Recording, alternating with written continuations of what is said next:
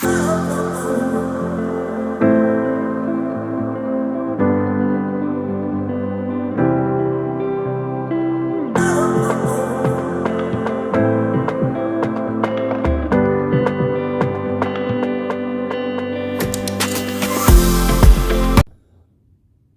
what I haven't done a video on in a while? Is a good chuffing rant. Pin your ears back. It's going to come belt fed. Hey all, Chris Mystery Cleaning under the Foul Coast once again.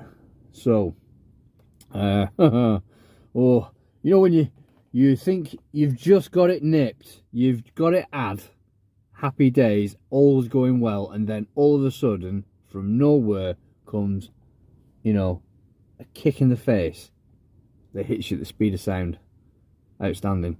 Yeah, just to remind you that you are not fully in control. I'm a bit more chilled, a bit more cheerful today. I think it's fair to say annoyed doesn't even cover it. I think the word that pretty much sums, or the phrase that pretty much sums it up, is that I was borderline psychotic the other day. So, but yeah, I have calmed down a bit now. I'm not too impressed, but anyway. So for those of you that continue to subscribe to the channel, you crazy bunch, some of you may be familiar with a van that I bought, and I bought it from a dealer, and I drove it down to Exeter to have the van fitted with a shiny, you know, window cleaning setup from Veritech Systems. All together now, 1, 2, 3. Ooh. Anyway, what's happened is that on the way down to get said van fitted, said van broke down. Driver of said van was little less than pleased, and the dealer, Arnold Clark, or as we will refer to him in this video as Arnold Shark, got it all fixed. All was well with the world. And that was 12 months ago. So let's fast forward then 12 months. Having put less than 9,000 miles on said van, said van's lights on the dashboard come up saying warning, anti-pollution system. Now normally it's not an issue, because I would take my van to my trusty mechanic, Carl Spindler, who I served with in the Army Reserve. He's an outstanding bloke, trust him with my life. So the thing is obviously I know that he's telling the truth when he says, you know, this is what needs to happen. Anyway, a code has come up on the diagnostic machine, and the code is not publicly available to mechanics, because they want you to ultimately go back to the dealership. Hashtag monopoly, anybody? Anyway, what's happened is that having paid Carl a princely sum of around 600 odd quid to fix another fault, I then go to Arnold Shark, and they then say, yeah, certainly Mr. Addis, we will look at it for you. They do the diagnostics check, and I'm expecting, look, you know, not great, I'm expecting a bill of around 700 quid to put something right. A series of sensors, maybe a couple of cables to do with, you know, the AdBlue system. Also, add in the comments down here, let me know your horror stories where it comes to these AdBlue systems added in the new vans, because I can tell you from now, I've had very little positive to say about it. But moving on, so having spoken to Arnold Shark, they then present me with a bill for £1,504.34p, and that is for a new AdBlue computer and a couple of other, another part which I can't remember. But bottom line, £1,500 bill.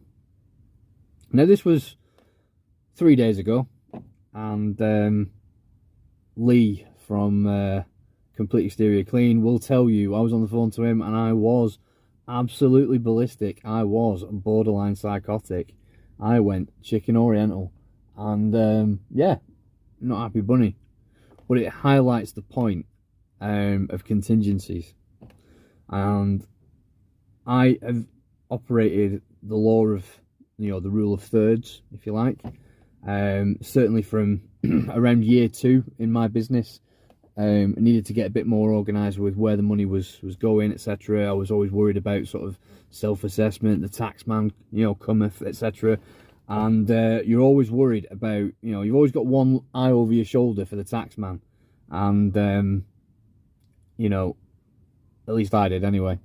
So I was talking to other friends that run businesses, etc. And they recommended the law of thirds. So basically you have 30% of your turnover dedicated to costs, 30% dedicated to contingencies, and 30% dedicated to profit. From your profit, around 15 to 20% gets taken out and put into a separate account, along with the other 30% for your contingencies. That should then cover you for anything like your insurances, your tax bill, your van deciding it was going to spontaneously combust on you, like this one. And basically, you know, having done that, you know, life is a little easier. Does not make you any less psychotic when someone tries to rip you off. Arnold Shark, are you listening? But, you know, we live and learn. And, you know, it's highlighted a point, for me at least, that, you know, it's not great. And I'll be honest with you, you know, certainly for the past 3 months, I've been pretty ill-disciplined about when it comes to putting money away for contingencies. And it's always sod's law. The minute you decide that everything's going well, it's at that point you get a hockey puck to the face and realise, actually, you know, you're not fully in control, are you? So, yeah, lesson learned for me, and I'm going to be a bit more sort of disciplined about putting money away. Strongly recommend that you guys do the same, or at least look at what you're going to do for your contingencies, etc. So, Happy New Year, by the way. Yeah, great.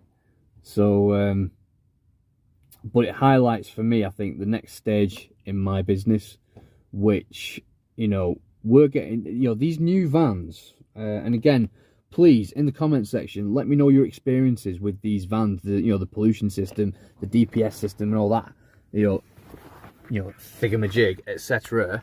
Let me know your experiences, and, you know, it's I can't be the only person experiencing this, but excuse me, I'll mess around with the camera.